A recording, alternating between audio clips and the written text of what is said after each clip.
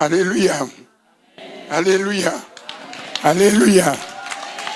Yesu ashimwe. Uno munsi ni imbere yanyu nubwo nicaye ariko ndi kumwe namwe kugira ngo nshimire Imana ibyo yankoreye mu buzima bwanjye. Nari kubikora ku cyumweru gishize ariko ntibyashobotse kuko Imana nanone yamaye kunezerwa. Nimvuga kunezerwa hari abatangara. Wari umunsi naherekeje mukuru wanjye yarasinziriye, ariko yasinziriye neza. Imana yatugiriye neza, ntabwo yagaraguritse, kandi yagiye abwira abana ati mukomeze mwemere Imana, mukomeze mukundane. Nabuze data mfite imyaka 10, sinamumenye, nderwa na mama gusa. Hanyuma mu mateka, nubwo hari benshi batazi ibyabaye mu Rwanda, ariko byabaye ibintu bikomeye. Nagiye kwiga Usumbura, ubu ni Bujumbura, muri 58. Hanyuma muri 60 biracika, turahunga. Noneho 62 ndangije tronc-commun, sinashobora gukomeza kuko habaye ibintu byinshi bibi cyane. Ariko Imana ni ishobora byose. Igihe tukibaza uko bizagenda, umubyeyi wanjye nari nsigaranye mama wabyaye, ntiyarazi gusoma no kwandika, ariko yari afite urukundo rukabije. Yanze ko njya gutangira akazi. Icyo gihe warangizaga tronc-commun wabaga uri umukadire ukomeye.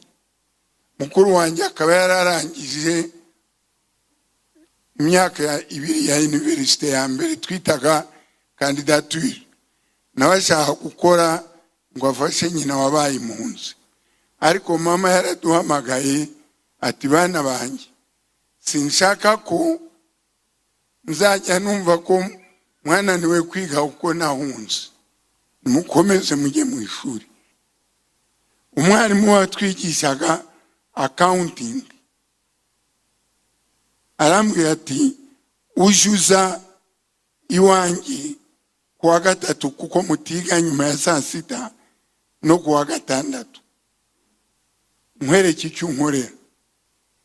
Kubera ko nabaga wa mbere iteka mu byerekeye science économique, ama kujya nkosora bagabo bakora muri za banki baza kwiga igicamunsi, akampemba amafaranga 70 ku isaha muri 65. Nuko nashoboye kwiga muri Atene, njya muri universite i Burundi, baduha buruse. Noneho nkabona icyo turya ku buryo bworoshye. Imana iza gukora ibindi. Nkakina umupira, hari icyo bita ikipe i Burundi yitwa Vitalo ubungubu. Jewe ndi muri ba mbere bayishyizeho, tuyitarite ko tuvuye muri Rwanda Football Club. Ubwo abakinaga bagakora muri societe Alteco, jewe ndi muri universite nkagira buruse, nkagira n'umushahara nk'abakora, ndatengamara. Noneho mfasha umubyeyi n'abarumuna banjye, nije babishyira Migenerval yo muri primaire nkishyura n'ayanjye, ndi muri universite, noneho ndakomeza njya no mu Burusiya, niho nize. Mvuye mu Burusiya, aho guhita ntangira akazi, nibuka ko bakuru bacu bashyizeho ishuri ry'impunzi i Burundi ryitwaga Mpunzi School, mu mateka ni Saint Albert. Ba minisitiri ubu ni nawe recteur wungirije wa universite muri Grande Salle, bari bato mu banyeshuri nagize. Ni naho namenye n'uyu mudamu. Nagiye kwa perezida wa banki PDG, ndamubwira ni nseze ku kazi. Ese byagenze bite? Ndasezeye, hari ikintu kitagitunganye muri banka. Wowe umaze kuba directeur ushinzwe za agence, none nguragiye, ntihari abantu tutagikorana neza. Naho nuko namenye yuko ngomba gutaha. Baza kubimubwira nyuma, bagenzi banjye baza kumubwira baterega buriya Rwaka icyo atakubwiye nuko utazi ko ari inkotanyi kuva kera, baratashye mu Rwanda. Noneho aho mviriye i Burayi, sinzi uko byagenze, nibwo namenyanye na Tereza uyu nguyu. Imana yari izi ikigiye gukora. Dore uyu nguyu tumaranye imyaka 43 twubatse. Ntabwo twigeze twahukana, kuko mu muco wacu, mu muryango wanjye, birabujijwe gukubita umugore. Hanyuma rero ndangiza, ndashimira Imana kuba bararokotse, ari we ari abana banjye, bakanzana nanjye nkaho umurokore, nkaba naragize Imana.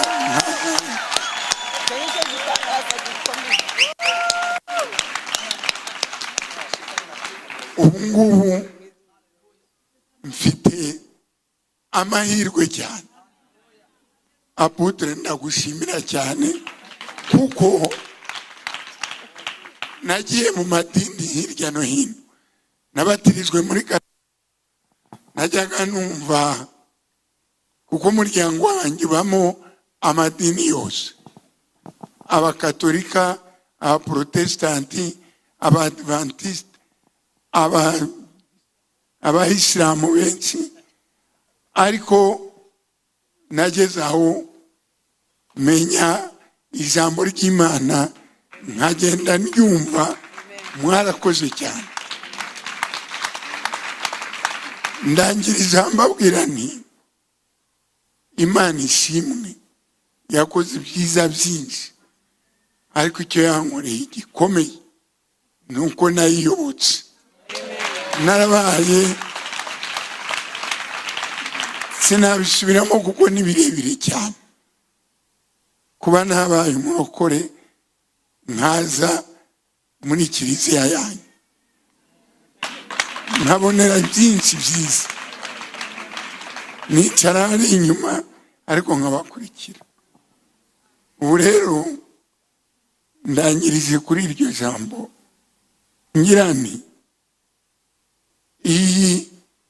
iri torero ryacu rizakomeza rigwira abayoboki, kuko igikomeye mukora nuko nutarayoboka mumwemerera kuza akazayoboka nk'akana k'intama rwawe. Uno munsi naje gushimira Nyagasani Imana, kuko yanyeretse ubushobozi bwe. Ibya COVID ngira ngo sinabisubiramo cyane, ariko namaze ukwezi kose ntazi yundi. Uno munsi rero kubw'umwihariko nazanywe no gushimira Imana kuko bari baratabwiye ko tudashobora guterana. Abamo mu rugo baza bambwiye ko baje hano, umutima wanjye noneho ugatsikira kure cyane kubera sinmenyereye mu buzima bwanjye kuba jenyine no kwigunga. Hanyuma dore hashize ukwezi ngiye kumva numva uyu mwana wanjye aje kumbwira ati uziko noneho ushobora kugaruka ugaterana. Nshobora ko kuza mu rusengero nkaterana n'abavandimwe abana ba Kristo. Ati ndababwiye ko nageze aha numva amaso yanjye acanye nk'ariya amatara kubera kunezerwa. Ibyo rero ntawe ubyishoboresha adafite umugisha w'Imana. Uno munsi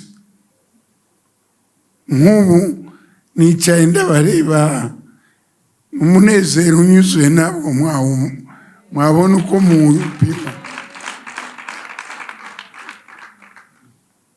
Ngiye gusoreza aha ngaha gusa nshimira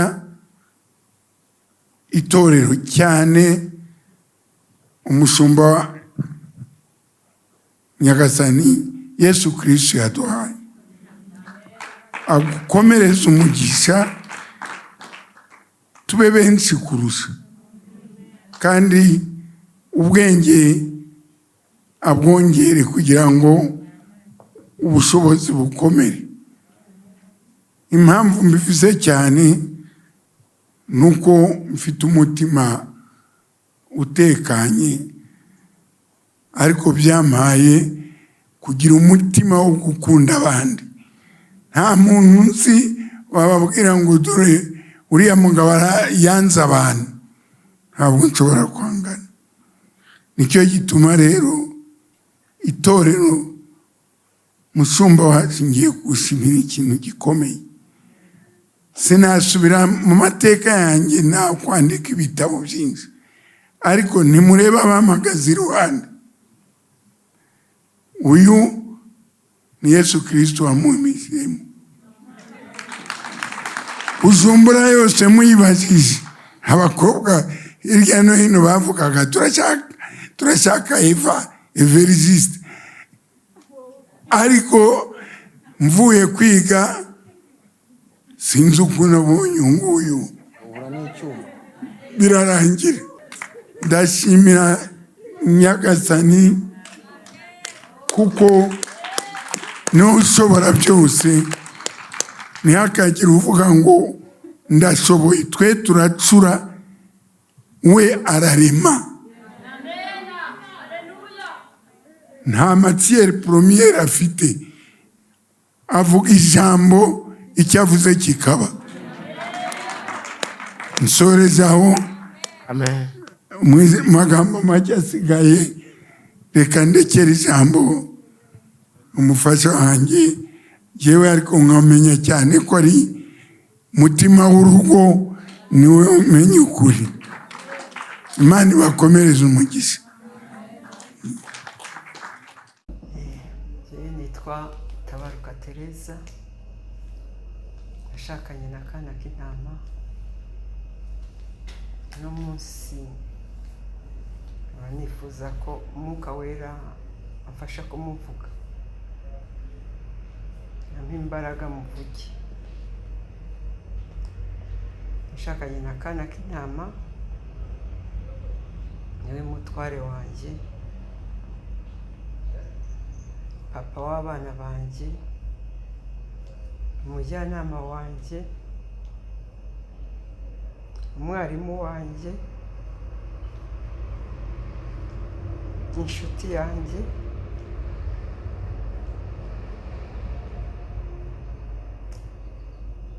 reka ngerageze. Twashakanye mwaka muri 1977, igihumbi kimwe 1977. Twabyaranye abana 4, abakobwa 3 n'umuhungu 1. Size abuzukuru 14. Yari umuntu w'amahoro, yari umuntu w'urukundo, yari umuntu usabana n'abantu bose, yari umuntu w'umunyabwenge kandi w'umuhanga, yari umuntu ushobokera abantu. Hanyuma tumaze gushakana icyo gihe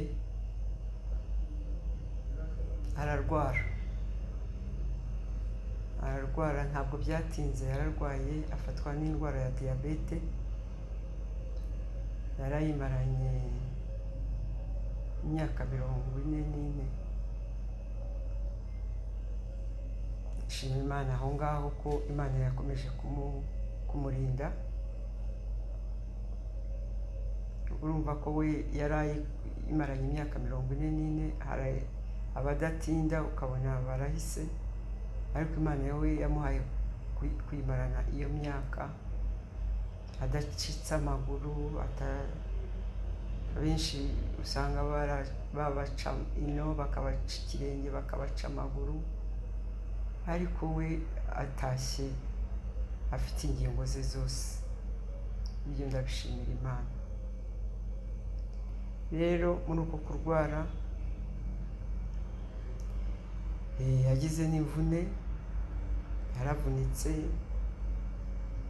avunika bamushyiramo, arabagwa kenshi nyine kubera amaguru, avunika amaguru, bamushyiramo ibyuma, amaguru yombi akomeza kugendana imbago, akagira kuraje, ntabwo yigeze yiheba ngo avuge ngo amerewe nabi kubera ko atashobora kugenda. Oya, yakomeje kuba umugabo, akomeza kwihangana, ntiyacika intege ngo yihebe. Ibyo nabyo ndabishimira Imana. Ikindi namuvugaho, ndamushima ko twabanye neza. Yewe nk'umudamu we, umufasha we, umugore we, twabanye neza, ntabwo yigeze ampemukira. Urugendo rwose muri iyo myaka 45, ni ukuri yambereye umugabo mwiza, yarankunze, twagendanye neza, ankundira abana, ankundira umuryango, ankundira umubyeyi nari mfite ari we mama. Mama we yagiye azi ko ari umwana we mu bana be yabyaye, ko yaramukundaga kandi n'akana k'intama yakundaga mama. Mbese muri rusange yakunze umuryango wanjye, akunda umuryango we, abana neza n'abantu.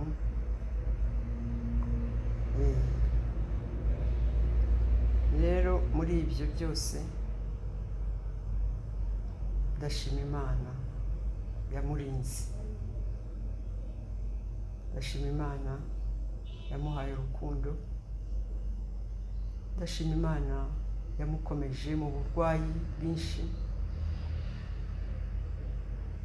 yarangije imuha n'agakiza. Ubundi kutagira agakiza byari kumbabaza cyane, agataha atamenye umwami wacu Yesu. Ariko ndashima Imana ko yagiye ari muri Kristo cyane. Yakunze Imana, akunda ijambo, akunda abakozi b'Imana, agakunda guterana, akagira ishyaka ry'umurimo w'Imana. Ariko yari amaze kuba umurwayi nyine, nta ntege nyinshi agifite, ariko agakunda guterana nubwo nta ntege yari afite. Haza kuzamo kovide, agateranira mu rugo, akareba za shene kuri televiziyo, ukabona ashishikazwa no kumenya ijambo ry'Imana.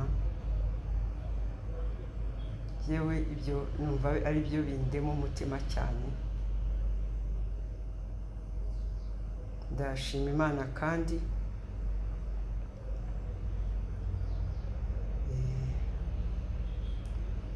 kwinjira mu gakiza ke cyane. Ndashima Imana ku bantu bose, namwe mwese muri hano, nicyerekana ko yakunze abantu. Yabanye neza n'abantu, abavandimwe be, abavandimwe banjye, ntabwo yatoranyaga. Yakunze itorero,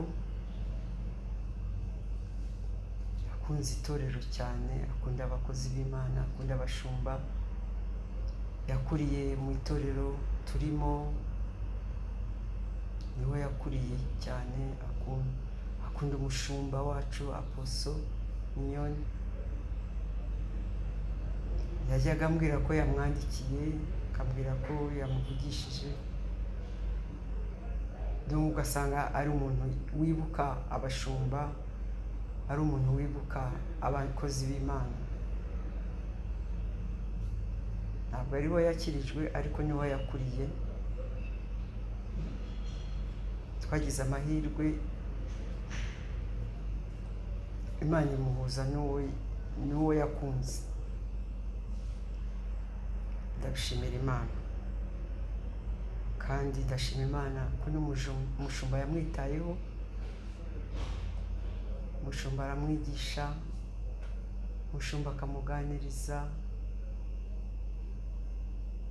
Ni ukuri ni iby'agaciro. Ubu rero akaba atashye ari amahoro, akaba atashye ari muri Kristo Yesu, akaba atashye neza,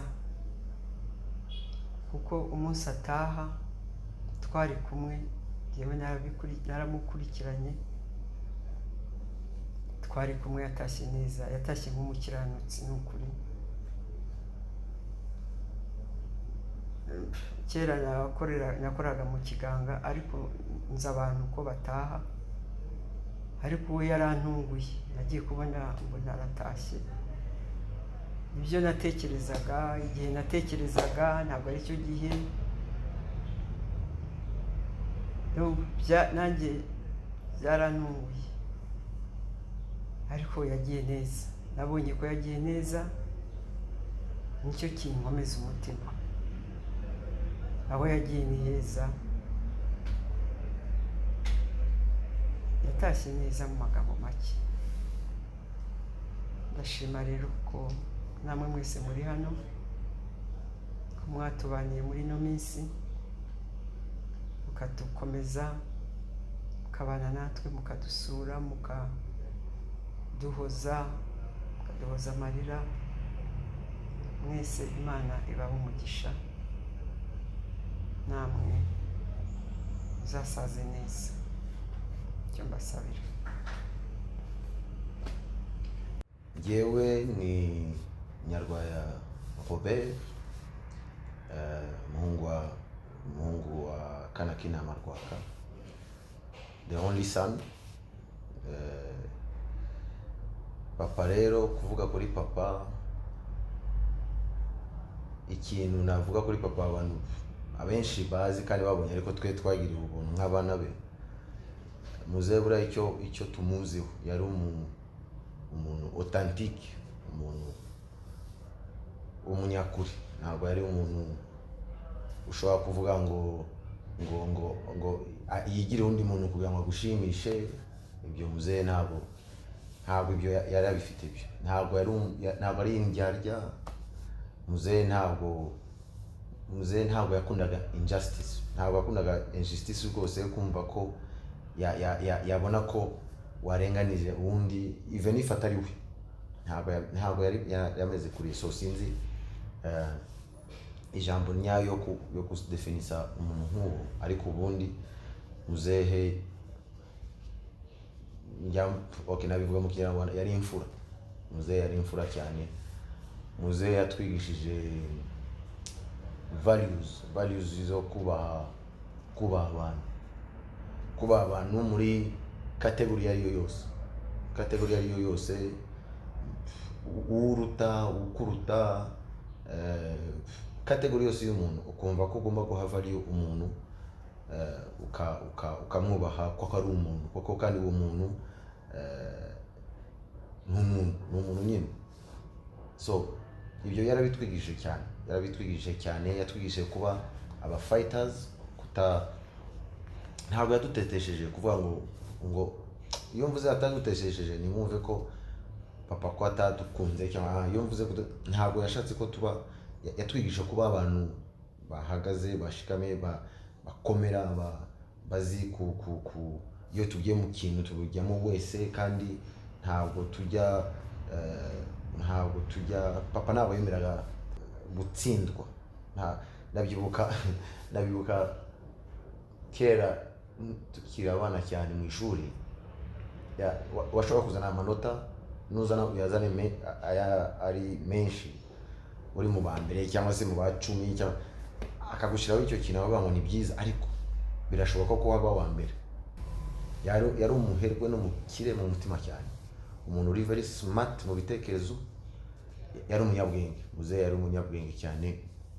Muzehe yari afite values y'ubukristo. Muzehe yari afite values y'ubukristo urebye even before ko akizwa, wabonaga ko wa mugani Imana ntabwo yari kwemera ko agenda atakijijwe. Yari afite already values ze. Ari benshi nabonaga yafashije, nkibaza se uyu muntu Muzehe yafashe abantu benshi kwigisha in time of amashuri, in time of advisors. Ari abana benshi, ari amafamili menshi, ari nabo batagize n'icyo bahuriyeho, ari abanyeshuri benshi muri LK yafashije. Uyu munsi bakaba bavuyemo abagore bakomeye, abagabo bakomeye. Nukuri ngewe nk'umuhungu we, nk'umwana we, yo ndebye inyuma muzehe agiye neza. Ngiye ndashima Imana, ngiye wabaye nawe kugera mu minsi ye ya nyuma. Ndashimira Imana ko cyambere ko Imana yamuhaye agakiza. Ndashimira Imana ko yagiye nk'umutambyi, yagiye rwose ameze neza, ajya kuryama bisanzwe, agenda yishimye, agenda amenye ko yabonye undi muzukuru. Ndashimira Imana cyane kuba naravutse, nkaba narakomotse kuri Kanakina.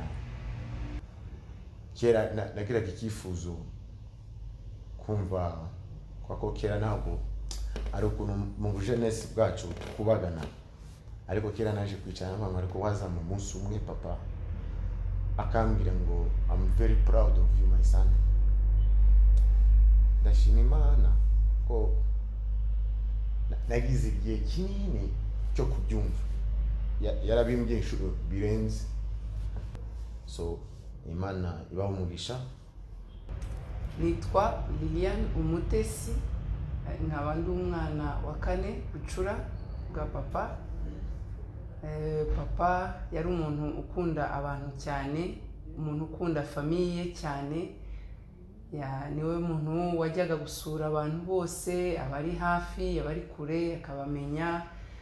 akabahamagara n'igihe atari akibasha kugenda akabahamagara cyane, abari hanze abari hino, abana bo mu miryango akabamenya. Ukuri yari umuntu très sociable, nkatwe nk'abana be. Yari umu advisor, utangaga inama cyane, yatugiraga inama cyane. Mu buzima bwe ibintu yakunze, akazi ke yaragakundaga, yakundaga akazi ko muri banke, yahoraga akavugaho bya finance. N'igihe yavuye mu kazi yari retraité ajya kwigisha, yarabikundaga cyane ku buryo yagiye personnellement yaranyinfluenceje mu kujya kwiga economie kubera ko ari domaine yakundaga cyane. Yakundaga yakundaga umupira, yari sportif cyane akiri jeune, agifite imbaraga. N'igihe yari amaze kugira imyaka yo hejuru yajyaga gukina umupira n'abasaza. Kuri njyewe personnellement yari umupapa, yari papa poule, yakundaga abakobwa be cyane. N'abuzukuru, abana bacu bane bose bari très proche de lui. Yahoraga ababaza n'umukwe we, akabaza amakuru ya Johnson, akambwira embrasse-le de ma part. So yari umuntu uri très proche de nous. Umuntu nk'uwo nguwo rero yatuvuyemo, asiga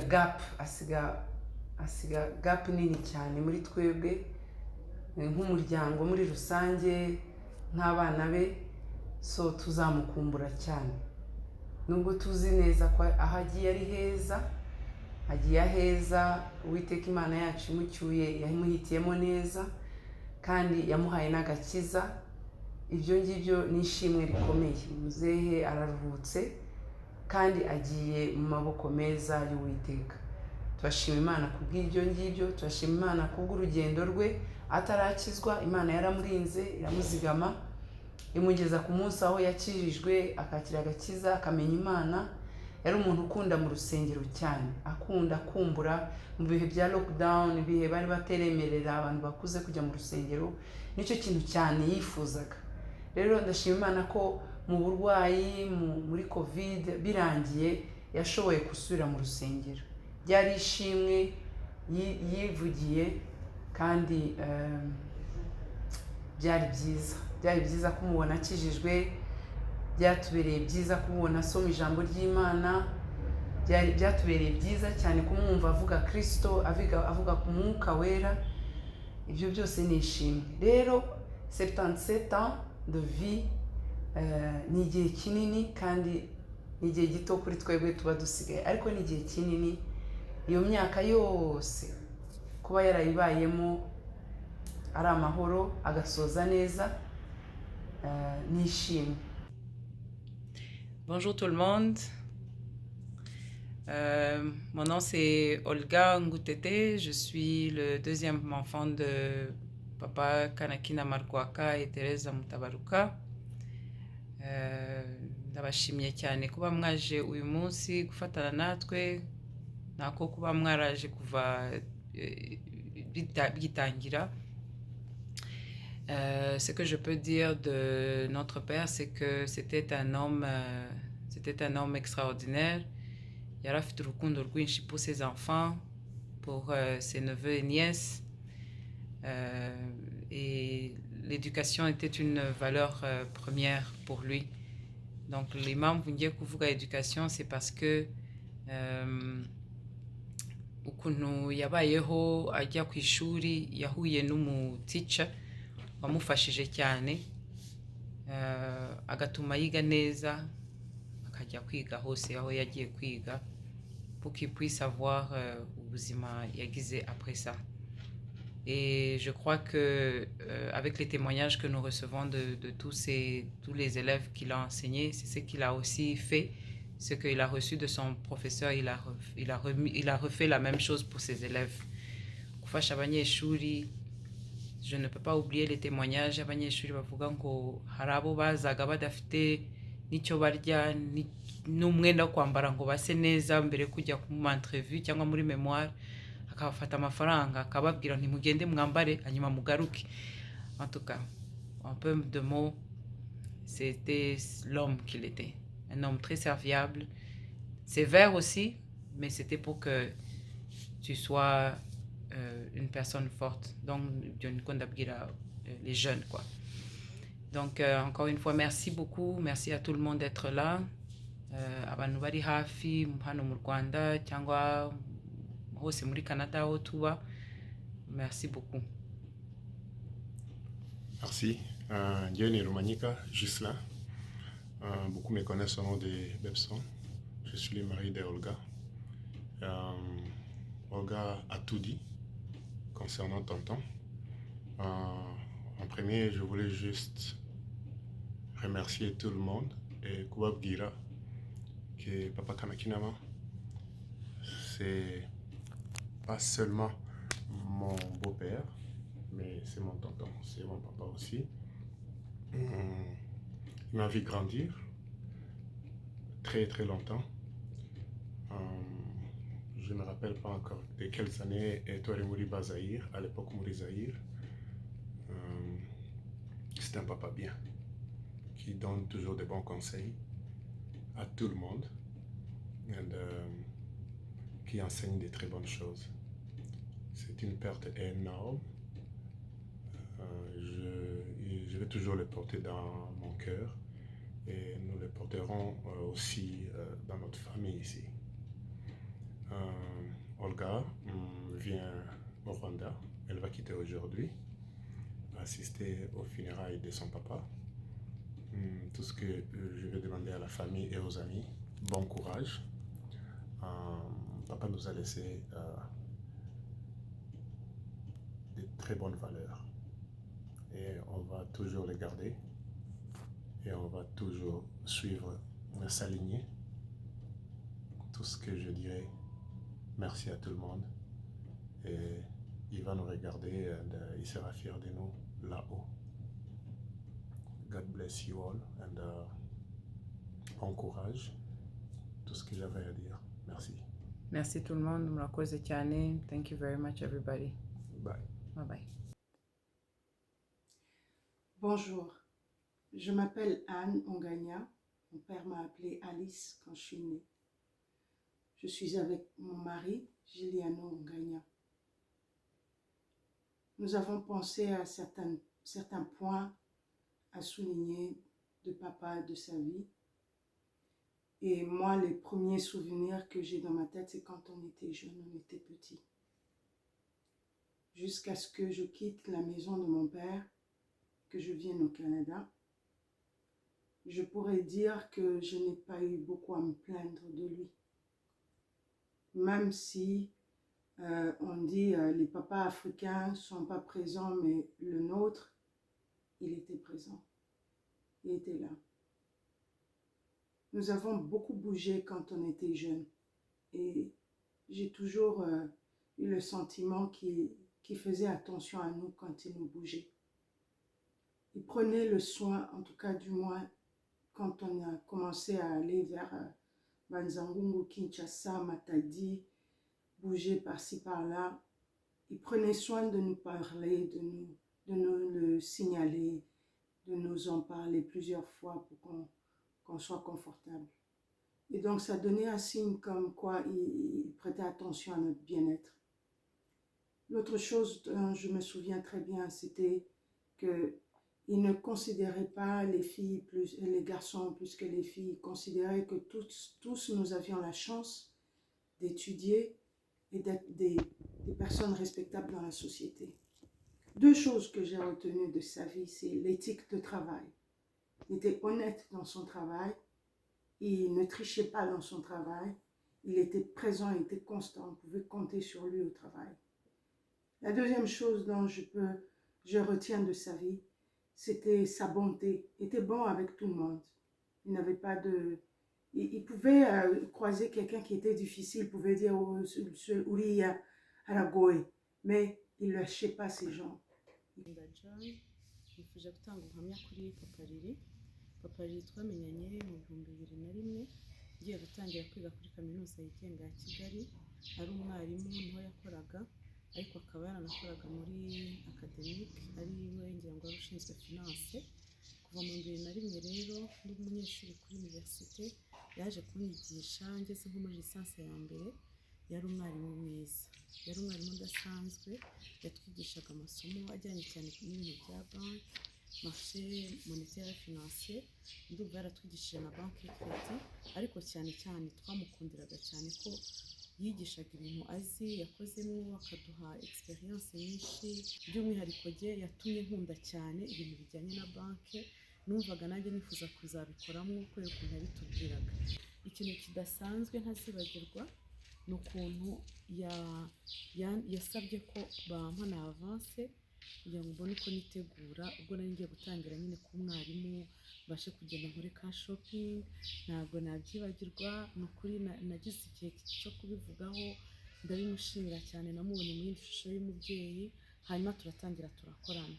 Yarankundaga cyane rero, igihe cyose yambonaga yambwira ngo mafiye, numva biranejeje. Twakoranyeho nk'imyaka 3, nza kuva muri kwigisha ndi permanent muri universite, nanjye njya gukora muri banki. Njye n'umuryango wanjye turashima Imana yemeye ko tushima mu kucelebra mon beau frère et grand frère, kuko yambereye plus un grand frère qu'autre chose. Yambereye urugero rwiza mu bwana no mu myaka ngezemo par la vie de respect pour sa famille et ses amis. Yanyigishije kubaha abakuze na cyane cyane kubaha umufasha we no kumukunda by'urugero, bikaba bimfasha nanjye ubwanjye mu rugo rwanjye. Kwa Mutabaruka yabaye cyane umwana mu rugo kuruta uko yakabaye umukwe, nabyo byaratunyuze. Shimye Imana yamuhaye agakiza ku buntu bwayo. Imana rero nizera ko yamwakiriye cyane mu ijuru, adusigiye umurage mwiza abato n'abakuru. Nitwa Murekezi Barnabe.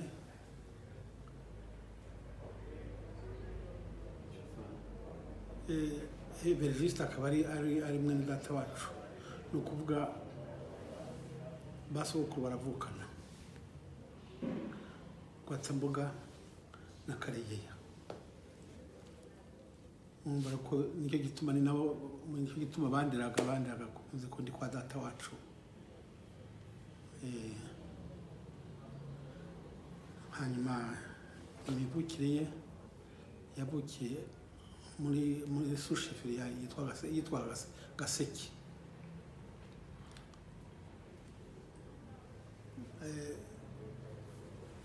Imivukire ye yavutse nzi ubwenge, kuko bajya no kumatirisha nashatse ko tujyana baranga, banze ndabihora baragenda njye bakurikira n'amaguru nkagenda noneho bohereza. Tugeze ku musozi wa Giko, barabohereza umuntu ngo asubize imuhira. Ndamucika ndamanuka n'amaguru, turagenda kugenda ubwo bayoberwa naho nanyuze, ndabakuri ariko ngiye kagenda mbareba noneho kugenda ubwo tugera aho bamubatije. Cyose mbere na mbere icyo navuga no gushima Imana, shima ko Imana yakijije anko akakira agakiza, ko nzi ko aho ari ahantu heza, ntazongera kubabara, ntazongera kurwara, yewe ameze neza. Twe turababaye kuko umubyeyi yagiye, mbese abantu bose barababara, ariko tuzi ko aho ari heza, kandi natwe nidukiranuka tuzajyayo tuzamubona. Ndashima Imana cyane cyane cyane, yafashije abantu, yakunze abantu, yahaye inama abantu, twese yaradukunze pe. Abavandimwe bamwe abashyira mu mashuri, abafasha mu nzira zifatika, ariko Mana icyo asaba ngo buri muntu wese azabe example, tujye dufata example ya anko, dukundane, twumvikane, dufashanye mu bushobozi buke bwose umuntu aba afite tujye tureba umuntu umwe twafasha kuko ibyo yakoze ntawabivuga ngo abirangize ariko icyo nshima Imana cya mbere ndashima Imana ko aho ari amerewe neza Imana yamuhaye ubugingo buhoraho yarisinziriye ndabishima Imana. Ne pouvant être parmi vous en ce jour de funérailles de tonton Évergiste, j'ai voulu quand même vous transmettre ce petit message à son intention. Bien cher tonton Évergiste, ce mardi 8 février 2022 au matin, je n'avais jamais vu maman Annie aussi éprouvée que quand elle a appris que tu nous avais quittés. Elle se sentait plus orpheline que jamais, tant elle t'était attachée. Mais cette date du 8 février est aussi chargée de souvenirs. Celui du jour où nous nous sommes rencontrés pour la première fois en 1995, lorsqu'Aline est venue me présenter à la famille à Kigali et que vous m'avez si généreusement et simplement accepté parmi vous. Depuis lors, nous nous sommes revus au gré de nos passages épisodiques au Rwanda et à chaque fois, nous partagions le même simple plaisir de se revoir et d'échanger sur le décours de nos vies. Depuis près d'1 an, nous sommes venus nous établir au Rwanda et Aline nourrissait 2 grands souhaits. Le premier, de t'accueillir dans notre maison à Gisenyi, qu'elle a transformée et aménagée avec un savoir-faire que personne ne lui connaissait, mais aussi avec cette obstination qui la caractérise si bien. Le second, le plus cher, était de te présenter Loïs, son premier petit-fils qu'Annie, que tu n'as connu que bébé, nous a donné et qui seront tous les 2 parmi nous dans quelques jours. Enfin, cher tonton Évergiste, sache que ceux qui partent un jour en nous laissant le cœur lourd ne nous quittent en fait jamais, tant leur présence reste vive dans nos mémoires. Jewe nitwa Rwaka Pierre Claveri nkaba ndi murumuna wa kana k'intama Evergiste. Uwavuga ibya kana k'intama ntabwo yabirangiza mu kanya gato, ariko nibura iby'ingenzi umuntu yamuvugaho muri aka kanya nuko yari umuntu kuva kera ukunda umuryango cyane. Yakundaga umuryango cyane, yitangiye umuryango, genzi ko rwose yaradufashije cyane cyane. Jewe nkibuka ko tubana mu mahanga aho twari twarahungiye, ndi umwana ntangira kwiga, wari muri secondaire kuri Atene Bujumbura, akiga ariko akumva afite n'impuhwe nyinshi cyane z'abarumuna be, za mama we, yibaza uko biriwe kuko bari bamuhangayishije. Niwe twari dufite icyo gihe tubana i Bujumbura, yitanga cyane akiga ariko akanyaruka akavuga ati biriwe bate, akadufasha, akaduha imbaraga zo gukomera mu bukene twari dufite butari bworoshye. Urumva nawe gukurira mu buhunzi ko byari bimeze, ariko ugasanga we aratwongeramo imbaraga buri gihe, aratwongeramo imbaraga, aragerageza, arashakisha. None waza kuba n'umukinnyi w'umupira. Kuri Evergiste yakinnye imikino myinshi cyane, yakinnye basket, muzi akina basket, aza gukina football, akina rugby. Urumva yarageragezaga mu mikino myinshi akayikunda, agasabana. Yari umuntu usabana n'abantu benshi cyane no mu bwana bwe. Twebwe rero nk'umuryango yatwigishije kugira kwihangana, ikintu cyo kwihangana mu buzima twari turimo. Atwigisha gukunda kwiga, akadutoza gusoma ibitabo kenshi. Ibyo bintu nibyo mwibukiraho. Rero ikintu mwibukiraho kindi gikomeye nkanjye ubwanjye nk'umuntu wari ufite ubumuga, mfite ikibazo, ndibuka cyane ukuntu barankundaga cyane nkiri muto.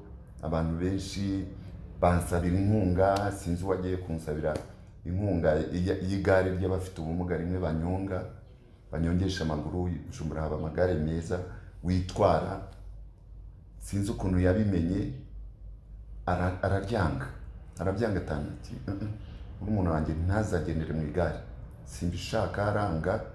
Ariko jewe numvaga ndishaka kuko cyambere numvaga ari n'umunyenga, ariko we yarebye kure kuko yaravuze ati nagenda mu igare gutya ntazabasha mu myaka iri imbere ntazabasha no kuba yahagarara. Ye sinabyumvaga, ariko uno munsi maze gukura nibwo nabonye ko byari byo, nibwo nabonye ko ibyo yavugaga byari byo. Icyo kintu rero cyaramfashije cyane, kuko iyo ntabasha kuba mbasha gufata n'imbago ngo mpaguruke, namwe murumva ukuntu ibintu byari kuba bimeze uno munsi, ukuntu nari kuba meze. Sinari kubasha ahari no kwiga, sinari kubasha kuba ndi aho ndi uno munsi. Yabigizemo uruhare rero cyane, ariko aho tugereye nino, kuko na mbere hose yaratubwiraga ati muzagerageze kutandagara ngo mugaragaze ko mufite ibibazo, ntimugakunde kugaragaza ibibazo, mujye mwihangana. Kwiyandarika si byo, muharanire kubaho neza, muharanire kwigira, kugerageza kwishakamo ubushobozi. Icyo kintu cyaranyubatse kandi cyaratwubatse twese nk'umuryango, kuko nubwo agiye akaba nsize ndi murumuna we, nsigaye ndi mukuru iwacu kwa Sekarimbwa, nkeka yuko na murumuna wanjye usigaye wundi uba muri Amerika, twese turabagabo turifashije, kandi yabigizemo uruhare kuko yadutozaga kwirwanaho. Cy'umwihariko kindi navuga nuko tugeze ino dutashye, we yabaga muri Kongo, wa makuru yakurikiraga, ariko rimwe na rimwe yaranyarukaga akaza akadusura. Ariko noneho duhurira ni Kigali, abona narifashije, mfite déplacement, arishima cyane. Ibyo bintu byaramushimishaga kubona Claveri wari ufite ubumuga, yakekaga yahari yuko azaba wa muntu atifuzaga komba we, noneho nshobora kugira icyo nakwimarira. Byaramushimishije cyane. Ndibuka na nyuma icyo gihe nari muri sport, muri Comité Olympique, kuko yakundaga sport cyane. Noneho ngiye no muri Comité Olympique, nawe arishima ko nagiye ikirenge muke, ko nanjye ninjiye muri domaine ya sport cyane. Noneho nza no kubona gushaka kujya hanze kwihugura mu bwenge. Yarishimye, arambwira ati ntutinye, ntugire ubwoba, ntugatinye ikintu cyose gishobora kugira aho kikugeza hazima. Jya ugenda unanirwe wagerageje. Ndagerageza, ndatsinda, mbona nyine iyo bourse yo kugenda, arishima cyane. Nkumva rero ikintu cyose cyabonaga umuntu we arimo gutera imbere cyaramushimishaga. Yari afite uwo mutima wo gukunda umuryango, ariko noneho muri rusange agakunda n'abantu cyane benshi. Yafashije imiryango myinshi, yashakishaga bene wabo aho bari bose, yashakishaga uwo yafasha wese abishoboye, kandi byinshi yabigezeho. Nitwa Nisengwe Nadia, kana k'intama ni musaza wa mama, kandi usibye no kuba na musaza wa mama yari inshuti yanjye by'umwihariko, kubera impamvu zitandukanye n'ibihe bitandukanye twagiye tubanamo nawe. Njye muzi kuva kera cyane ndi muto, tukiri mu bihugu by'amahanga, ariko nagiye mbona umutima we mugari n'uburwanashyaka yagiraga. Ikintu gikomeye cyane mpora nzirikana ku mutima kubera we, ni urukundo rwe rutavangura. Yari afite urukundo rwinshi rutuma ahora akurikirana abavandimwe be, abana b'abavukanyi be hirya no hino aho bari, ndetse n'abavukanyi baho baba bari hose, ukabona yahageze, yabasuye. Ikirutaho cyane, ndamushima ko yakiraga cyane abantu bose mu kigero cyabo. Twazaga turi abana, ariko ukahisanga, ukagira umwanya wo kuryoherwa n'ubuzima, mugaseka, kandi nanone akagira n'umwanya wo kukwigisha, akakubwira ibyo yumva akwifuzaho, kandi akanakubwira amagambo meza. Nakundaga cyane iyo twavuganaga namusuye, akambwira ngo bite mukobwa wanjye, cyangwa najya kugenda akambwira ngo Imana ikomeze kurinde mukobwa wanjye. Ikintu gikomeye cyane nibuka,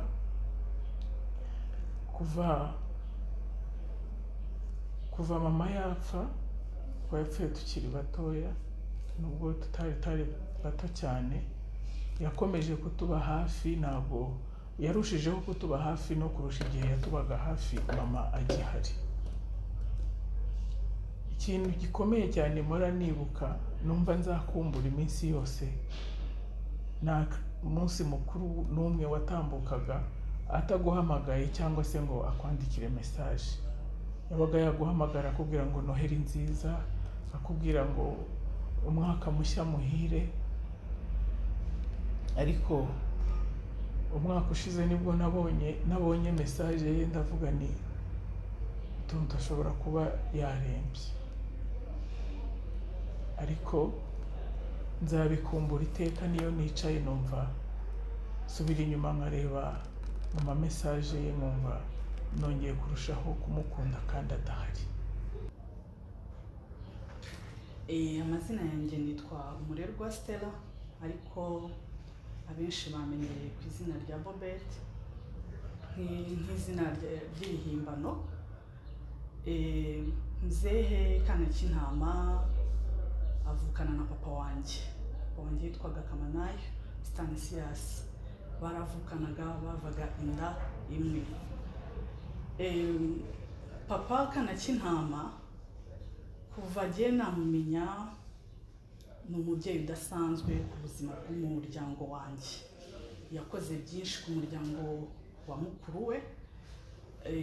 Jyewe mumenya nari mfite nko mu myaka nk'icumi, 11, ariko mu gihe cyose namumenye yatubereye umubyeyi udasanzwe.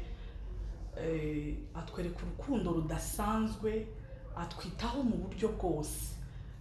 Mu buryo yatwitayeho rero, papa wacu yaramaze nawe kuba atameze neza, amaze kuba ikimuga, atabasha kuba yakwita ku muryango. Icyo gihe rero papa Kanakintama yahise afata inshingano zo kwita ku muryango wa mukuru we, akita ku rugo rwe nyirizina, ku muryango we, ariko akongera akita no ku muryango wa mukuru we ari wo wa Kamanayo. Twese uko tuva inda imwe, abana ba Kamanayo cyane abatoya, abakuru bo abenshi bari bamaze gukura, ariko n'abafite ibyo yabakoreye. Ariko twebwe abatoya uhereye kuri jyewe ndetse n'abandi nyuma, yabashije kutwishyurira amashuri kuva twiga primaire kurinda turangiza secondaire. Ni ukuri ntabwo nabona ikintu navuga, nta nubwo nabona n'icyo namushimira, nta nubwo nabona n'icyo namuha.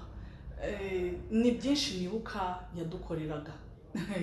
Hari igihe buri cyumweru uko byashobokaga kose yabaga afite inshingano zo kuza kureba mukuru we, akaza. Icyo gihe yari afite imodoka ya Defender, akaza. Papa niyo yabaga arwaye ubona atameze neza, ariko yumvaga Defender agahita amuvuga ati murumuna wanjye yaje, akabyuka agakomera, bakaganira, akamukomeza, bakavuga ibyabo no mu buto bwabo, bakaganira ibintu byinshi, ndetse natwe tukaganira uko yajyaga natwe amateka menshi y'umuryango.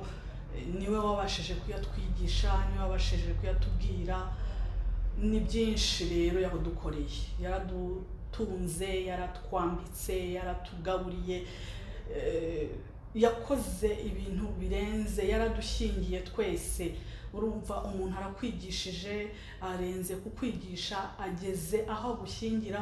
Kugeza na n'uyu munota yari umubyeyi wakurikiranaga ubuzima bwacu naho turi mu ngo zacu, agashaka kumenya ngo ese Bobette abaye hate, afite akazi, ese ibintu byose, ese Darling bimeze gute, ese Teddy bimeze gute, ese Atenyi bimeze gute, akakurikirana akantu ku kandi. Ni ukuri papa yarakoze, ni ukuri imirimo ye bifatika yarayikoze, yayikoreye abana benshi, ariko by'umwihariko abana ba Kamanayo yadukoreye ibintu byinshi, yadukoreye ibintu bitangaje.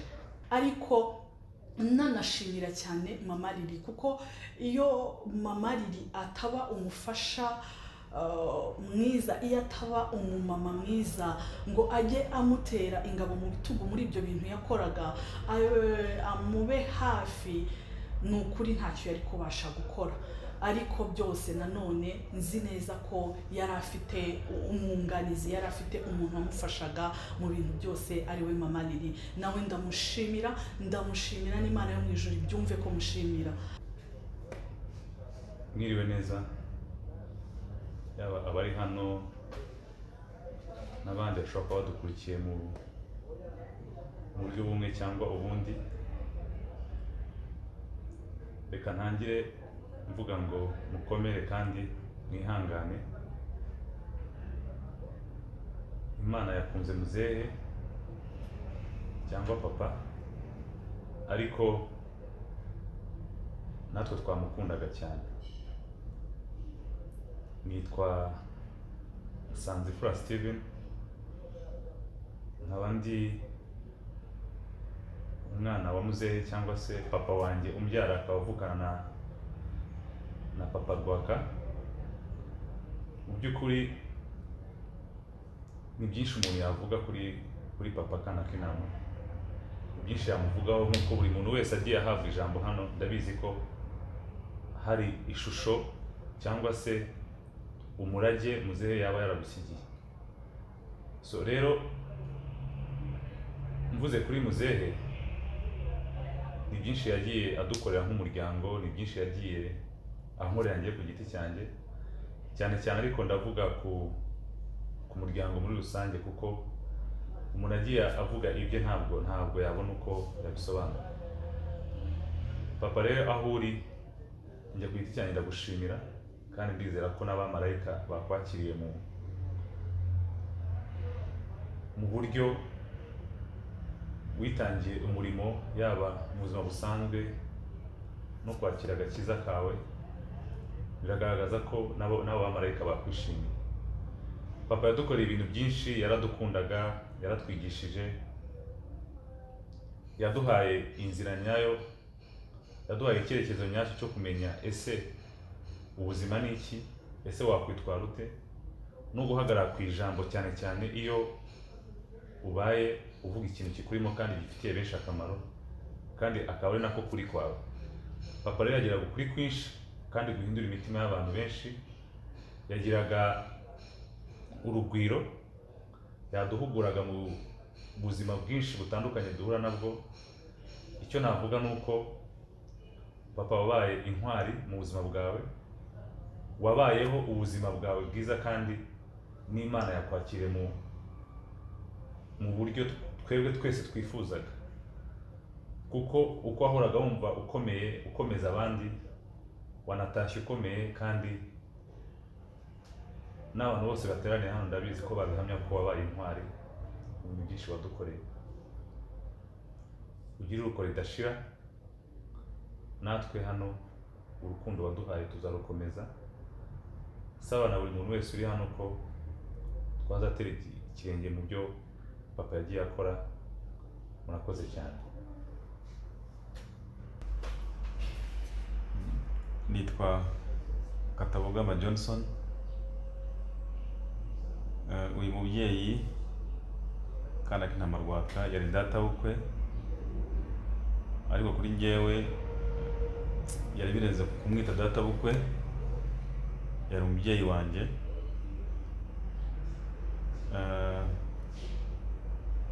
Ku munsi nk'uyu kuvuga ku mubyeyi wacu ntabwo byoroshye, ariko nubwo nagerageza kugira ibintu bitari byinshi namuvugaho, kuko yari umubyeyi ufite ibigwi bihambaye cyane ku buryo bitoroshye kumuvuga. Ariko iby'ingenzi namuvugaho, kuva namumenya nari maze imyaka igera ku 15 mumenye.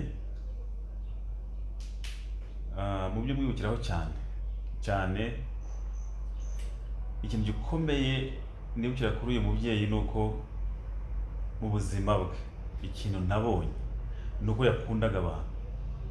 Yari afite urukundo rukunda ikiremwa muntu, rukunda abantu ku buryo burenze. Ikindi cya kabiri nzi kuri uyu mubyeyi ni uko naganira nawe, amahirwe nagize yo kuvugana nawe, uyu mubyeyi yakundaga igihugu cye cy'u Rwanda.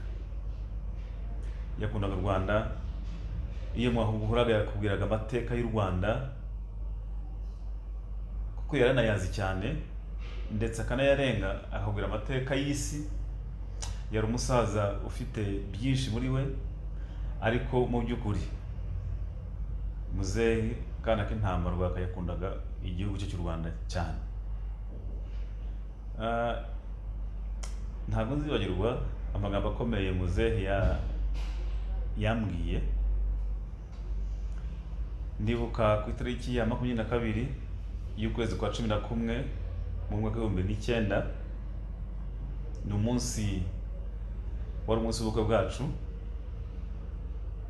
Ngiye gufata umugeni muzehe yampaye, umukobwa we aratugeza muri salo, avuga ijambo rikomeye nk'umubyeyi, aduhesha umugisha nk'umubyeyi wa kibyeyi, ariko ampa n'impanuro n'uyu munsi zajya ziba mu mutwe.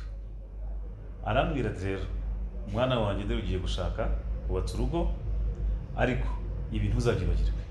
Kandi mu by'ukuri ndashimana ko ntateze kuzabyibagirwa. Arambwira ngo iyo wubatse urugo, iyo washatse, uzamenye yuko ibipfunsi bitemewe, iyo byise ibipfunsi cyangwa ingumi bitemewe hagati y'umugore n'umugabo. Uzamenye yuko ibitutsi no kuvuga nabi bitemewe. Izo mpanuro za muzehe suko nari umuntu ugiye kubikora, ariko zankozeho, numva mbonye impamba y'umubyeyi izanyubakira. Ayo magambo nabise ku mutima wanjye, nanjye sinzabura kuyasangiza abandi. Ikindi kintu numva muri byinshi nagiye menyera kuri muzehe, yari umuntu ukunda kuganira, ufite ubumenyi buhambaye, ku buryo bigoye no kuvuga ngo wasobanura icyo muzehe yari cyo. Ariko muri byose ntabwo ndivuge byinshi birebire, ndagira ngo nsoreze kuri iki ngiki, jyewe ku bwanjye niti cy'ingenzi.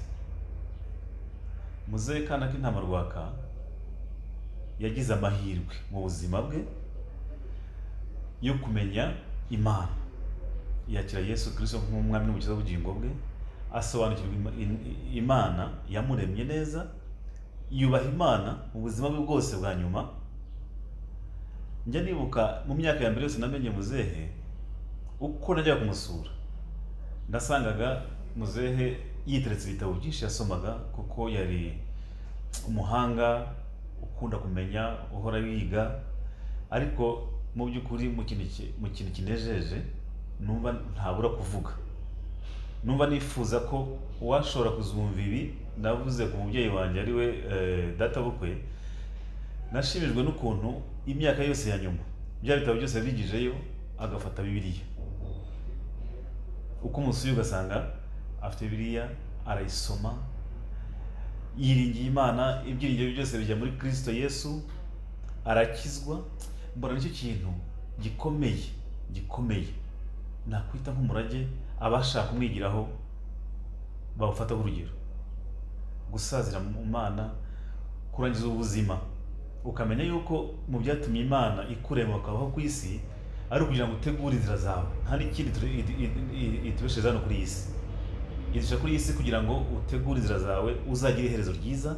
Ndashima rero ko muzehe Kana k'Intama agize iherezo ryiza, ibyo simbishidikanyaho.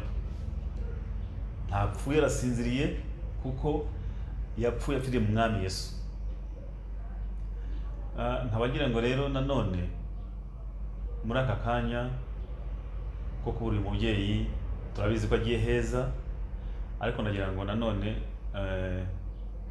nkomeze mabukwe Mama Lili, nawe ni mama kuri njyewe, umusore kwihangana, gukomera. Madamu wanje ari umukobwa wa Kana k'Intama, Umutesi Liliane Katabogama, nawe ndamusabira ubuntu n'imbaraga zituma yihangana, kuko hari bonde rikomeye hagati ye, barifitanye ubumwe we na papa we. Ariko ndasanga Imana imuhumurize, yumve ko umubyeyi wacu ari heza. Ibi byose birana n'abavukana n'umudamu wanjye aribo bana ba muzehe Kanakintama bose. Amazina yanjye nitwa Mutoni Jackie, nkaba ndi umukobwa umwe mu muryango wacu, abandi ni abahungu turi batatu.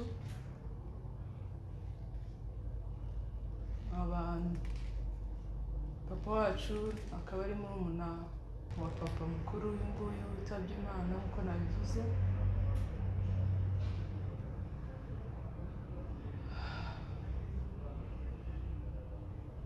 Papa twamubuze turi batoya kubera amateka murabizi, bamwe mbere yaho urumva twari abana yego tukigera mu Rwanda. Maze gukora uwa gatandatu arampamagara mbaza kubyara umuhanzi na mama twabanaga.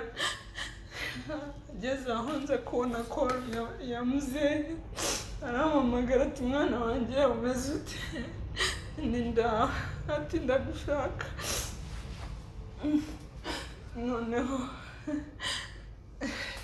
ndangije ndaza, arangije arambwira ati se mwana wanjye umeze ute, umerewe ute? Ni ndaho umeze neza, ati ndashaka ko ukomeza amasomo ukajya kwiga. Noneho arangije arambwira ati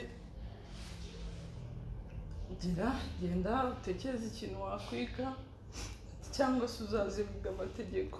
Icyo gihe yari ari Amerika. Ubwo si ibintu idea yo kuvuga ngo ibintu bya tourism byari bigezweho icyo gihe. Noneho nanjye nikubita mu gutwi nyine ndavuga okay, ndagenda nsubirayo ndamubwira narabibonye, ariko mbere yuko ntarabimubwira nsanga n'ubundi ibyo nashakaga nawe nibyo nasanze ashaka ngo njye kwiga. Mama Regina ndamushimira, iyo nawe ataze kumufasha ntabwo byari kugera aho byageze. Imana iguhe uko ridashira papa, twari tugufitiye byinshi, ugiye kare ayiwe, ariko icyiza kiruta byose ni uko wamenye Imana. Wamenye Imana, uradukunda, ukunda umuryango wawe, turi benshi, udufasha uko wari ugombaga kudufasha, uko wari wifite, ntacyo utaduhaye. Kandi ishimira Imana ko wafashije wese hatabaye ntabaye indaya, ntabaye ikirara. Imana ishimwe, iguhe uko ridashira papa. Nitwa John Kenneth Karegeya, Kanakintama mu muryango ni data wacu, ni murumuna wa data, ariko ku rundi ruhande ni umubyeyi wanjye kuruta uko mbyumva, kuko biragoye kubisobanura neza, ariko ku bwanjye navuga ngo ni data, akaba data wacu, ariko urundi ruhande akaba umujyanama wanjye ukomeye cyane. Dufite umuryango mugari. Mu muryango iyo mugizemo akantu wenda gasaba kugira ngo muvuge hamwe, mugire icyo muhuza, mucyumvikaneho, niwe umuntu nagishaga inama aho mba ndi hose. Ndamuhamagara akangira inama ibintu byose, nta kintu cyose cyo mu muryango nashoboraga kubasha kugeraho atari we ngishije inama. Kuruta byose hari umujyanama wanjye, kuruta ibindi birutaho. Yabaye umubyeyi mwiza, yahuje umuryango kuruta. Ndakotinga mukuru we Uncle Gahima mubwiye ko murumuna we yitabye Imana, yakoresheje ijambo rivuga ngo noneho umuryango nibwo tugipfusha. Icyo bifite icyo bisobanura, niba n'abakuru be bakoresha iryo jambo, urumva uwo ari we kuri twebwe.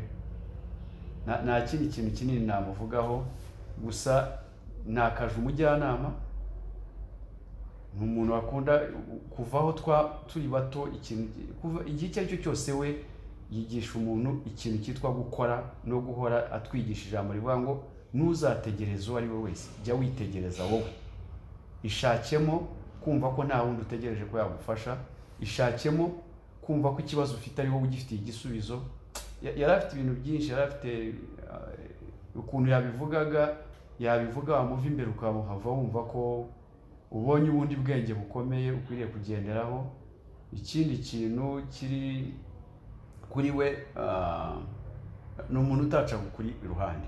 Ukuri kwe kwabaga ari ukuri, n'igihe cyose atubwira ngo ntituzagendere mu migani iyo bavuga ngo ukuri bakavuze ibwami baraguhakishwa, ngo we yatubwira ngo hagarara ku kuri kwawe, nicyo kiranga umugabo. Ibyo bintu rero uko yakomeje abitwigisha. Gusa icyo navuga ni kimwe, really asize a very big gap in our hearts, asize a very big gap in our family, asize gap nini, ariko I hope kuko dufite Kristo Yesu, dufite Imana twamenye, iraza kubridginga that gap, kuko yo irahari. Kandi ikiruta byose nejejwe nuko atabarutse ariko yaramenye Imana, asenga akunda Imana. Then icyo cyizere cy'uko tuzabonana nawe nidukomeza inzira yo gakiza natwe kugira ngo tuzabonane nawe. Otherwise adusigiye gap nini cyane. Nitwa Umulisa Joanita, nkaba ndi umukazana wa Mzee Kanakinama.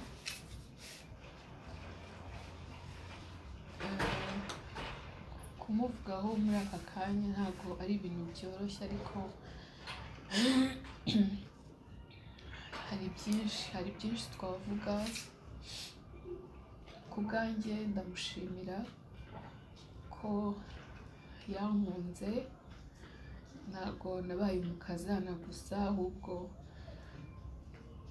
nari bucura we. Yavugaga ko ari njyewe bucura we. Yari papa ufite urukundo rwinshi, ukunda abantu, atari uko ari famiye ye benshi batandukanye, ariko ku bwanjye nabonye urukundo muri we. Ndamushimira cyane aho ari, ndashimira Imana ko iryo joro ryo gutaha kwe niwo munsi atwibarutse umwuzukuru we kugeza ubu mutoya. Tukimutwite yahoraga amuvuga,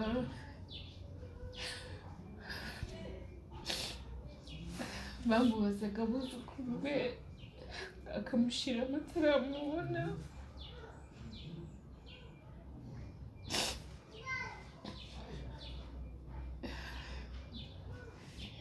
Iryo joro ribanziriza umunsi yatashyeho,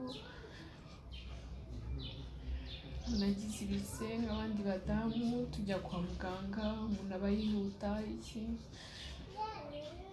turabyara neza amasaha make cyane. Ariko ku munsi ukurikiraho mu ijoro ryaho nko mu ma saa 10 babimbwira,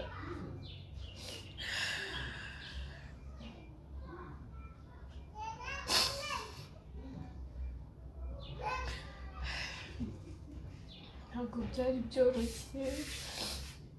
Yavugaga kuki twagiye twihuta ntitumusezereho.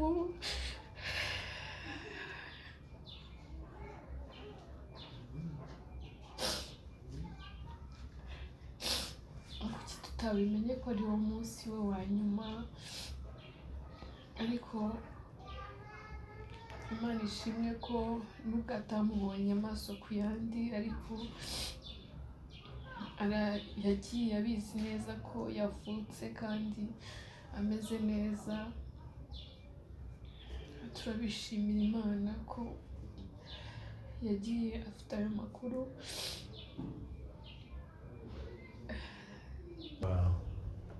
Kana k'intama rwa Kayivejiste, nanjye nagira ngo mfate umwanya wo kumuvugaho.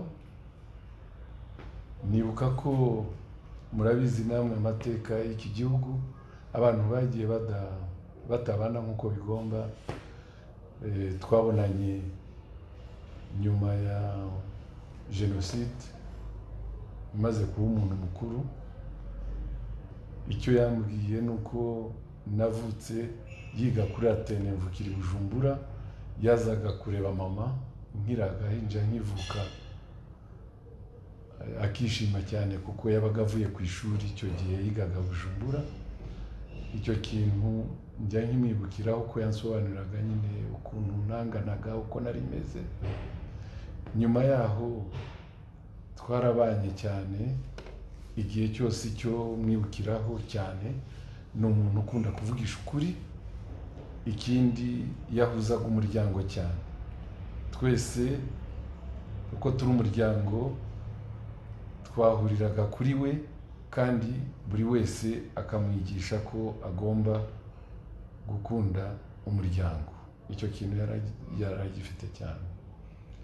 Ikindi ni uko naboneraho umwanya wo gusaba abandi banyamuryango, kuko dusigaye tutari benshi cyane, rwose uwo murage wo gukundana, gukunda umuryango, ko twakoresha uko dushoboye tugakomeza muri iyo nzira y'ibyo yatweretse, y'ibyo yatweretse mu mibanire yacu nawe.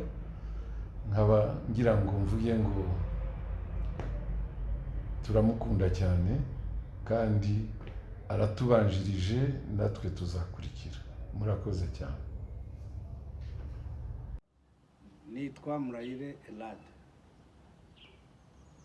Ubundi kuvuga akana k'intama mu gihe gito mu mpaye ntabwo byoroshye, ariko ndagerageza kuko akana k'intama ni musanzire wanjye, kuko twashatse mu muryango umwe kwa Mutabaruka. Ariko mu by'ukuri namwita databukwe kuko umugore wanjye niho namukuye abana aba kwa mukuru we. Akana k'intama rero muzi kuva 1984, 1983, urebye ubaze wasanga ari nk'imyaka hafi 40. Ariko noneho biza kuba byiza cyane abashingiye. Tubanakora muri Banque du Peuple, banki imwe mu mabanki akomeye yo muri Congo. Mbere ko yakoraga muri Jekamine, igiye nkora muri SNCZ, Société de Chemin de Fer. Muri 1987 yaje kujya Mbanza Ngungu, ngiye ndongora muri 1988. Rero igihe namumenye cyose namenyeho indangagaciro nyinshi, ngiye kuvuga nkeya zose sinazivuga ngo nzirangize. Akana k'intama ni umuntu integre nuvuga inyangamugayo kandi w'imfura. Ntabwo yashobora gusiporta ibintu by'amanyanga cyangwa ibintu bidasobanutse, mbese aho ntabwo ari we. Ikindi ni umuntu très creative, uzi ibintu wasomye, domaine zose mwajyaga mugasanga arisangamo. Akakunda umuryango we, agakunda ariko n'abantu muri rusange, agasabana abantu bose, ingeri zose yaganaga nazo. Ariko none umuzi wese amuzi ko ari umusportif mu maraso. Kuva kera ahantu yabaye hose yasize amakipe, yagendaga akareba amakipe y'abavetera, akareba amakipe ya competition, ku buryo no ari Mbanza Ngungu yari afite ikipe y'abavetera, ari Lubumbashi yari afite Kafubu FC, Bujumbura yakinaga muri Vitaro, no mu Rwanda baraza bakireya Rwanda FC. Yagiye no muri Sepfure bafungira ngo ibyo no byerekana ko ari sportif, agakunda akazi. Abantu bakoranye nawe bose barabizi. Banque du Peuple muri Congo, BCR inaha, ndetse na Yerika barabizi. Yarakoze kugeza ejo bundi ananiwe, najyaga mubona akora za mimwari z'abana kandi adafite agatege rwose, akaba noneho n'umuntu très serviable. Hari abana benshi twahuraga aha ngaha mu rugo baje kumushimira ko yabashyize mu microfinance yabo, remera akazi, ubu ni abakire. Yemwe kana k'intama yari imfura pe, yari imfura, namwita n'intwari kuri njye. Rero muri make intwari ntabwo isaza, ntabwo ipfa, navuga ko atapfa kuko asize imbuto nziza ku isi, adusigiye umurage mwiza, ari abana be, ari abamenye, ari abamukomokaho. Niyigendere, azaherekezwe n'ibyiza yakoze ku isi. Jajya nubwo hagiye ariko indirimbo I took the supermarket flyers from the windowsill, threw the day old tea from the cup, packed up the photo album Matthew had made, memories of a life that's been loved.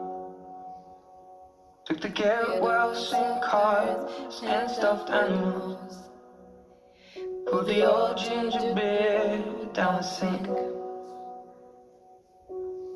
Dad always told me, don't you cry when you're down, but Mom, there's a tear every time that I blink. Oh, I'm in pieces, it's tearing me up, but I know a heart that's broke is a heart that's been loved, so I'll sing hallelujah. You were an angel in the shape of my mom.